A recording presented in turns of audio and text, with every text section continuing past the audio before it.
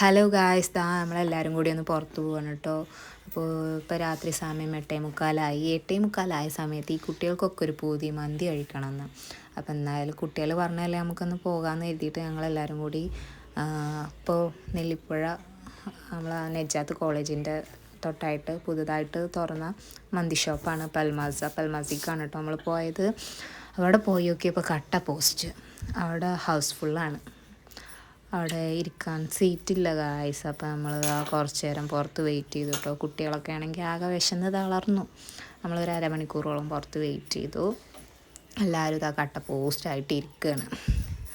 അങ്ങനെ കുറച്ച് നേരം ഇരുന്ന് കഴിഞ്ഞു. ഹാദി ഭയങ്കര കരച്ചിലായിരുന്നു. ഹാദിക്ക് പോയി ഒരു മിഠായിയൊക്കെ വാങ്ങിക്കൊടുത്ത് അവൻ്റെ കരച്ചിൽ ഒന്ന് ഒതുക്കി. അപ്പോഴത്തേനും പിള്ളേരൊക്കെ ഉള്ളിൽ പോയി ഒരു സീറ്റ് പിടിച്ചിരുന്നു. അങ്ങനെ ഞങ്ങൾ ഉള്ളിൽ കയറി. എല്ലാവരും ഇതാ മന്തി കഴിക്കാൻ വേണ്ടി വെയിറ്റ് ചെയ്തിരിക്കുകയാണ്. എല്ലാവരും വിശന്ന് കുഴഞ്ഞു കേട്ടോ. ഒന്നാമത് ഞങ്ങൾ രാത്രി നേരം വൈകിട്ടാണ് പോയത്.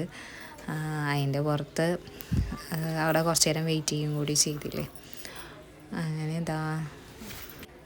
അപ്പോൾ നമുക്ക് അവിടെ ചെന്നപ്പോൾ നോർമൽ മന്തി വേണോ അൽഫാം മന്തി വേണോ എന്നുള്ള കൺഫ്യൂഷനായി. ലാസ്റ്റ് താത്ത മെനു കാർഡൊക്കെ എടുത്ത് നോക്കുകയാണ് എന്താ ഓർഡർ ചെയ്യേണ്ടതെന്ന്.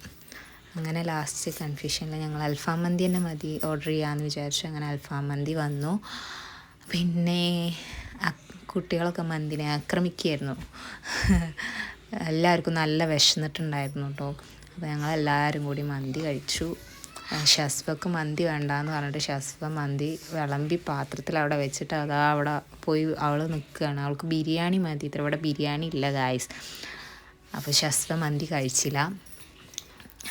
ലാസ്റ്റ് ഞങ്ങളെ മന്തി തീറ്റയൊക്കെ കഴിഞ്ഞ് ഞങ്ങളതാ അങ്ങനെ വീട്ടിലേക്ക് പോകുന്നു. അപ്പോൾ അത്രയേ ഉള്ളൂ. Tata bye bye.